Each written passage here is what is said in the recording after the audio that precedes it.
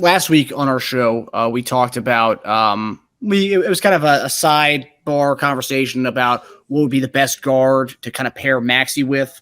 That got a lot of hits on YouTube last week. So wanted to kind of explore that a little bit more today. So looking around the league, who would you guys pair with Tyrese Maxey? So let's operate if we're going to try and make Maxey the point guard and if we were going to keep him at the 2. And this is obviously if James is gone, of course. So this conversation would be null if that first thing we talked about is true, if we do sign James. So for both. So give us 3 shooting guards or wings that you'd put next to Maxey, and also give us 3 point guards you would put next to Maxey if you guys could, realistic ones that you guys would think would be an ideal fit with Tyrese Maxey. Man, you go. I'm not listening to all these guys, man. I was gonna say, let me go first then. I'm trying to think, man. Like when you said the word that threw me off when you said realistic. Yeah, I know. Because I mean, a little longer. Some guys, but yeah, realistically, I'm like, well, you know what? That list is short, and 3 may be too many. Yeah. When I'll do mine, when it comes to you, name unrealistic ones at that point, because we can try to find comps. Unrealistic ones, but the realistic cap space, availability, like so somewhat realistic. Somewhat. Gary Trent, wing, 6'5", 24, can play the 2-3, can handle a little bit, average a good defender, 38% from 3. He's a player option at 17 million. I assume he'll opt out of that, try to get more money. We could sign him if we clear a lot of cap, but I just don't see that happening. And a trade might be tough as well because Raptors just want to screw you on every deal they make. That would be one. A cheaper option than him, but who after these playoffs might not be cheap anymore. Bruce Brown. I also like him at 2. Could play a little 2 and 3. Also young, 26, 6'4", good size, can handle a little bit, do a little bit of everything. Shot 36 from 3 from Denver this year. Won't cost, I think, as much as a Gary Trent would, even though he's climbing the ranks. And why not? I mean, why are we not overlooking our own guy? I think we can develop. Can we develop D'Anthony Melton into that kind of guy?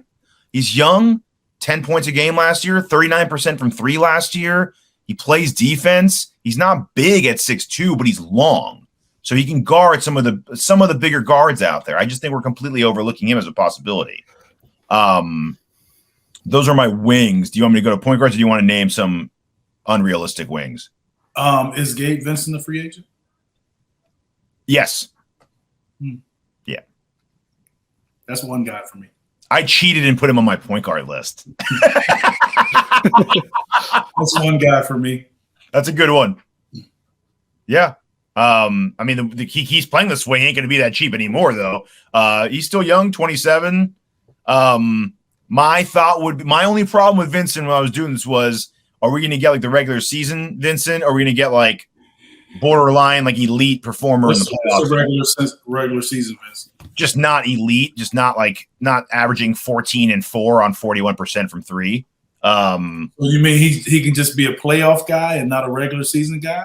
Because there's some playoff guys that are superstars. No, I would just be worried about the Cinderella Miami. Like every team that signs one of their guys becomes like a pumpkin again when they go somewhere else, and with them they're a beautiful carriage. Like that's the expectations, man. That's not having the Miami system behind you anymore, I guess. I don't know. But he averaged 9 and 2. So like who left Miami didn't have success? Josh Richardson and Kendrick Nunn. Our team? There's 2 right there. Josh Richardson who? And Kendrick Nunn. Kendrick Nunn?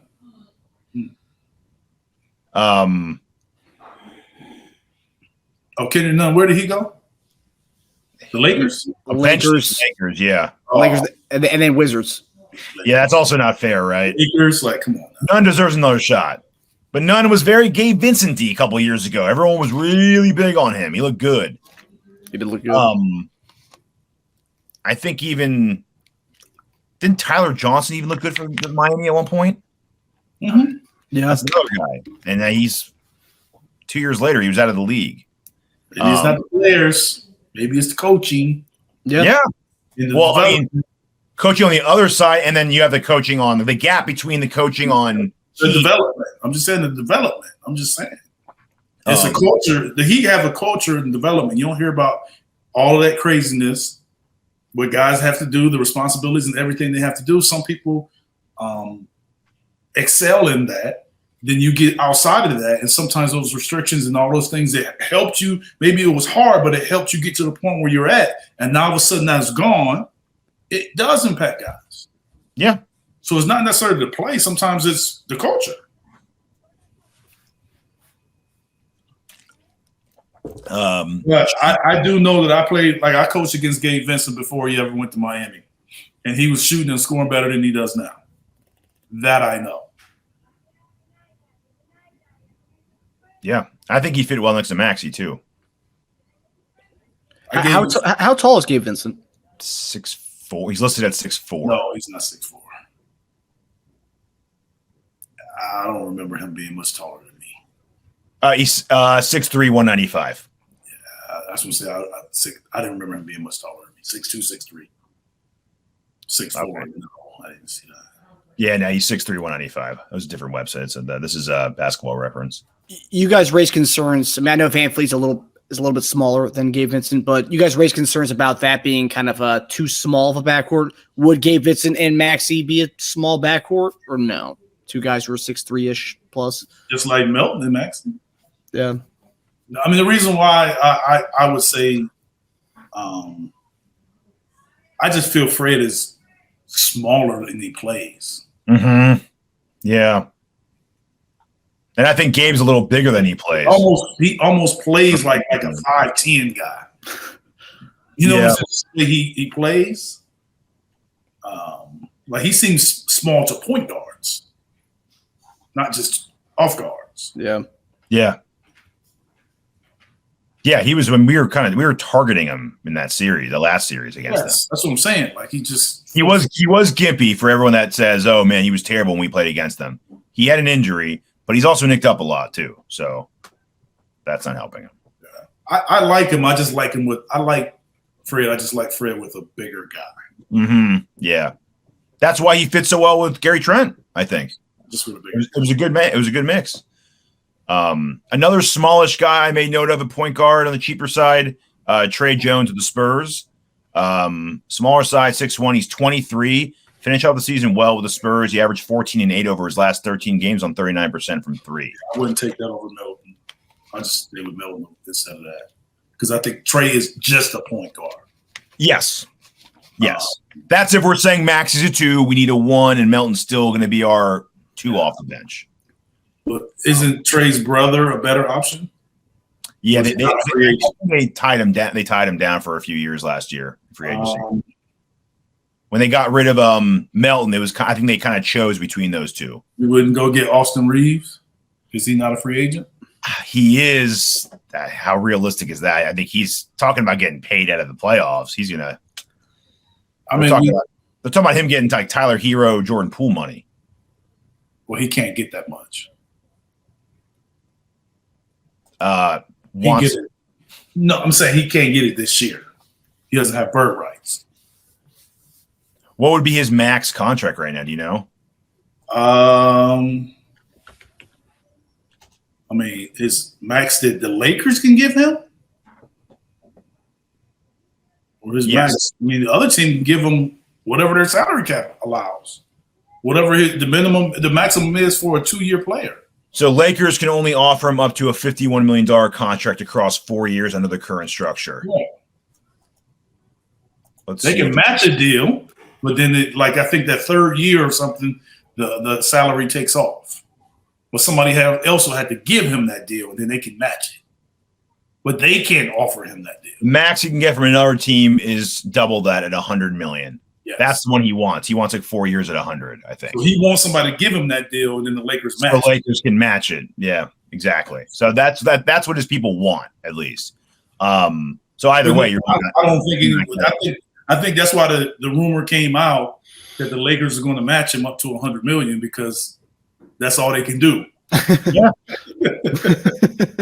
Yeah. So anyway, the way he's played. No, I mean it's not that he doesn't. I mean, good deal. If you get it, you deserve it. I'm not talking about that. I'm just saying from a standpoint that came out I think it came out as a deterrent to turn people away from offering him a deal because the Lakers are going to match it. Mm-hmm. Yes. Yes. Yeah. That's what I'm saying. But another team would be like, especially a Western Conference team, you're like, you're not getting him for 50. I'm not going to let you get him for that much. I'll sign him and you have to match it. Yes. Because they kind of have to. Yeah. They can't let him go at this point. The Lakers signing for that. I know. Goodbye, Hachimura. They tied up. Yeah, he's gone. They tied Goodbye, up. Hachimura. Maybe a sign and trade if they can try with Russell. But I heard they don't want to resign him anyway. But is it Vanderbilt free agent too? I Yes. believe they're all. Yeah, but they're not. I don't think they're at this point. They're probably prioritizing Reeves and then Hachimura, I would assume. Yeah, but I'm just saying. But those guys played well for them. I know Hachimura deserves a contract too now. They played well. I know it's a good and bad problem to have. You had guys that totally played outside of their what people were expecting to do, but now you got to pay them. My last guy, and this is the most unrealistic of the group. I just think he'd be a great fit next. I mentioned him last week, was Dejounte Murray. Young, 26, big, 6'4", average 26 and 5. Spurs, he played more of like a point guard role, a little more of sharing the duties with Trae Young last year, so he can play a little off ball. Shot almost 35% from 3. Really good mid-range game. I think he'd be really good in the mid-range of the pick and roll game. I see him more as the primary ball handler with Maxey. You'd say Maxey's a 2 with him. But he's also – I think he can still be a combo. I would just say I just see him more as the primary ball handler. Yes. With those two. Yeah. Because I think Maxey's a better scorer. And he can guard the bigger guard on our team, which is great too. So you got the primary ball handler, you got Maxey. I think that's a Murray is just that's a really good guy to put beside him. That's something I wish could really happen. I know. I just don't think it will. But, yeah. They gave up a lot for him last year. I doubt they're gonna. I think they could move Trae Young before they move him. Wow. Yeah, but they got tough decisions to make. They have $170 million on the books, and he's a free agent next year. So they have to get rid of John Collins, Bogdan. They got some decisions to make. They got to do something. Yeah, there's going to be a very interesting offseason. I just know personally that some things that were going on down in Atlanta. It isn't about basketball and talent that some of the issues are coming from. So who knows how their decisions are being made? Yeah. Well, Trae Young's definitely their version of a superstar for them. If anyone's putting butts in the seats, it's him, right? He's putting in the numbers. He's gotten it done. I can't necessarily say whether he's well liked or not in that locker room. I've heard he wasn't. But I don't know. Like, I'm not in that locker room, so I can't sit on, speak as a matter of fact because I don't know. I'm not in. So there are a lot of reports. Him and John Collins had problems. Yeah, I'm just saying. It's rumors that he wasn't a well-liked guy. But you know what the cure for that is? You know what the cure for that is? What's that? Prescription of one Tobias Harris. That's what that is. Everybody loves Tobias. Everybody, you want a good middleman to have in there. You want to smooth over some Trae Young fights? I think most of the time when you have issues like the rumors that are coming out, it really comes from mismanagement from up top. Guys being able to do some things, get away with stuff, not be held accountable. Other guys having issues with it. The team doesn't handle it properly. That's why everybody is there is gone. That was there is gone, right? I know he had issues with Nate, but I also know how Nate is. So that doesn't surprise me. But that confirms to me. As far as like Nate pushes his players. Or just kind of like a stickler and, on, no, we're going to do it this way. So I know that that's one thing. I don't really know the situation, but I do know Nate personally. So I know that how he feels about stuff and how he thinks on guys doing things a certain way, Ducking themselves. Yeah.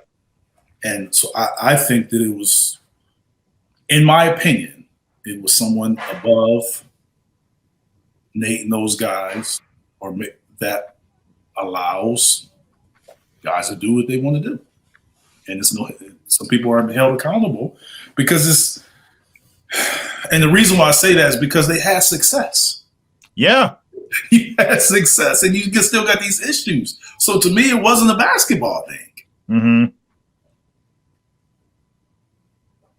The Murray trade was always so weird for me, though. It was the Murray trade. When I seen that, I in my mind, I thought, well, they're trying to eventually trade Trae Young. It's like their contingency plan. So because I didn't think they were, even though they played well, got numbers, I didn't really think it was a good. No, it's not. It's not. They're both out. Yeah. It didn't look right to me either. It looked good at times, but I mean, who knows? Who knows what I mean, they're both really good players. Like both, really, really good players. I'm just saying, I just didn't think it was sort of a good mesh. I still don't, even though they're just so talented that they can make it work because they're both really good. Maybe they were thinking the same thing we were thinking as far as pairing Murray with a guy like Maxey. Maxey's not Trae Young, but I mean that's where Maxey's different than Trae, because Maxey has shown us. So maybe this time last year we thought different of Maxey, but Maxey has shown us this year that he can be a 20-point scorer and not be the primary ball handler. Yeah. Those two guys have shown you that they can be 20-point scorers and all-stars as the primary ball handler. Yeah. That's what I was saying. He's not even top 2 on handling the ball on the team. That's a hard, and Embiid touch the ball more than him. So I just, that's why I see it as a little different. That's why when they made that move, I was like, so we'll see. When you were talking about Atlanta, I know we're going to get into some Atlanta trade talks, hypotheticals. Bogdanovich would be an interesting guy next to Maxey. Yes. Yeah. As a one, you can only be the one with him. Yes. Mm-hmm. Yes. That's a really good option. That's a really good option. That's a good one. I like that. Atlanta's actually got. If you're talking about Atlanta people, Atlanta's got some talent. We need to make. Yeah. If they haven't already, they need to make a lot of calls to Atlanta. Be like, we like Hunter. We like Collins in his own way. We like Bogdanovich. We like Murray. We like Sadiq Bey. We can do a lot of things right now with you. and look, yeah, I mean, is Tobias Harris better than some of these guys? Arguable. He's not younger. He's got a huge contract. But the one thing they definitely need, forget about talent and mesh, they need cap relief. They don't have the money. They have, I think, 5 guys making over $15 million a season. Wow. In a time where you need to cut salary or you're going to be screwed in the future.